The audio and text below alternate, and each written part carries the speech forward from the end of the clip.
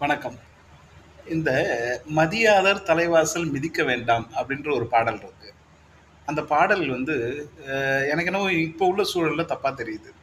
ஏன்னா, நம்மள மதிக்கலன்னா நம்மள பத்தி ஏதோ தப்பா நெனச்சுட்டு இருக்காங்க. அதனால தான் நம்மள அவங்க மதிக்கல. அப்படின்னு தான் அதோட அர்த்தம் வருது. அப்போ நம்ம ப்ரூவ் பண்ணணும்ல. நான் அப்படி இல்ல. நீ நெனைக்கிற மாரி நான் இல்ல.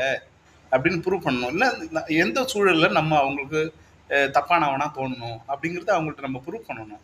ப்ரூவ் பண்ணணும்னா அவங்களோட நெருங்கி பழக வேண்டியதா இருக்கு. அவங்கள்ட்ட போய் உறவாட வேண்டியதா இருக்கு. அப்ப அந்த பாட்டு தப்பா தெரியுதே. "மதியாதார் தலைவாசல் மிதிக்க வேண்டாம்" அப்படின்னு தப்பா தெரியுது. மதியாதார் தலைவாசல் மிதிக்கணும். ப்ரூவ் பண்ணணும் நம்ம யாருன்னு. அதுக்கு அன்னை தெரசா தான் சான்று.